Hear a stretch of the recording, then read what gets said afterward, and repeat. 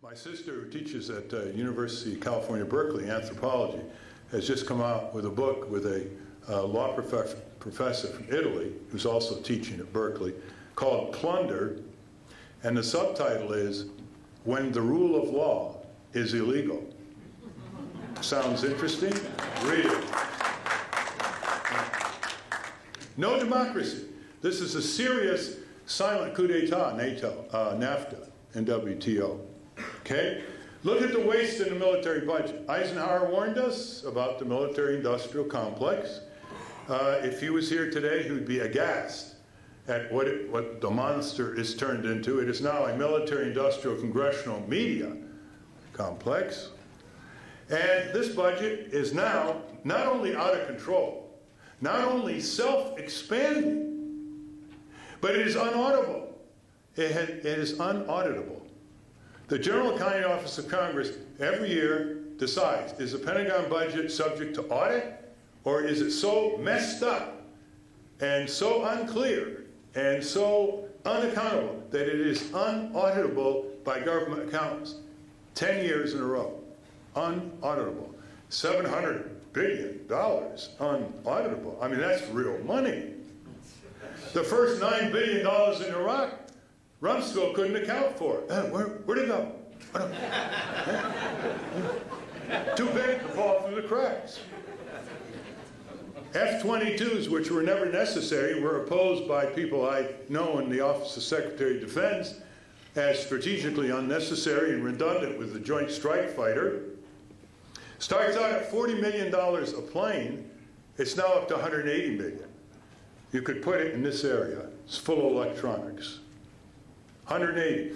Halliburton, Blackwater, spend, spend, spend. The government's outsourcing its public functions. You pay taxes to the government to perform certain functions, then they out-contract it to corporations who triple the price.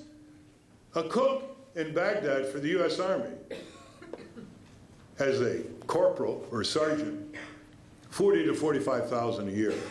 But the U.S. Army contracted out cooking. They don't even cook for themselves anymore. So they contracted out this big, giant subsidiary of Halliburton. You know what it's costing the U.S. Army for one cook in Baghdad? Not that that cook makes all that much. $240,000. That's just an example. You getting a little angry? If you're not getting a little angry, if you're not saying to yourself, why the hell am I taking this? If you're not saying to yourself, we got to do something about this. If you're not saying to yourself, Jesus, are there so many things in my life that I'm doing, text messaging and cell phone talk, that are more important than the future of your country? If you're not doing that, I am terribly failing in my communication.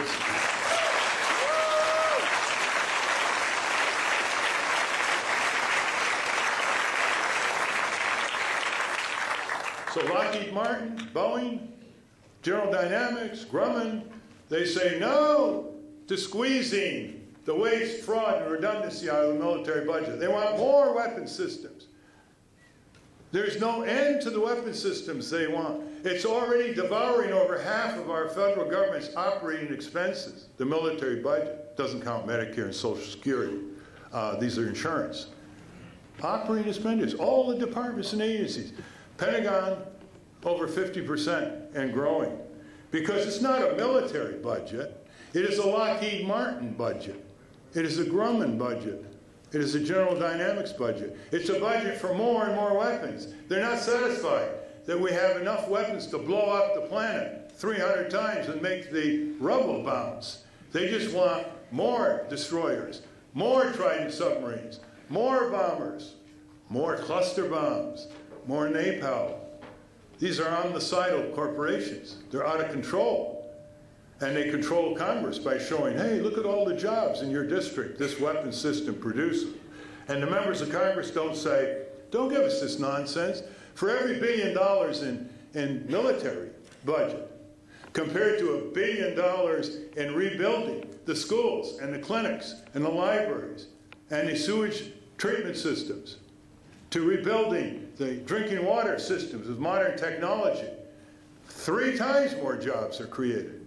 And they're created to sustain and improve life in our country, not to pile up death-dealing weapons abroad.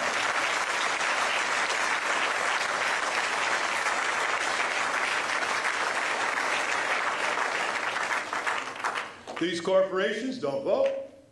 They control Congress. They say no to pruning down the military budget, which shouldn't be more than $300 billion, even by conventional standards, after getting out of Iraq and so on. As General McPeak, retired Air Force general, said, if we can't defend the United States of America on $300 billion a year, we better get a new set of generals. There's no democracy in the allocation of your tax dollars when they reach the federal budget. There's no democracy. 1,500 corporations control a majority of 535 men and women in Congress who put their shoes on every morning the way you and I do. And what are we doing back home in their districts? The corporations don't have a vote. They have power and money. They don't have a single vote, not yet. We have the vote. If we set up Congress watchdog groups in every congressional district, let's say 1,000 people, committed with the same intensity as your neighborhood bowling league or your neighborhood bird watchers league. Have you ever seen a serious bird watcher? Up at dawn, into the marshes, binoculars, cameras. Huh? Okay? 1,000 connected with one another with electronics, with a full-time staff, giving $100 a year each, giving 100 hours of volunteer in each congressional district, pushing things like living wage, universal health insurance with free choice of doctor and hospital, replacing all these administrative costs and billing fraud, which together add up to over $500 billion. All this can be documented. To advance the kind of things Americans want for themselves and their children, you can't believe how fast they would turn around. There's nothing out here in terms of strong general interest advocacy for the American people that make corporations our servants, not our masters.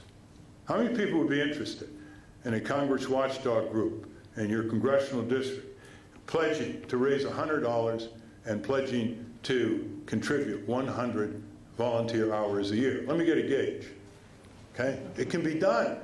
Americans do far more difficult things in their life. If they would only understand that, stop exaggerating how hard it is to fight City Hall or ExxonMobil.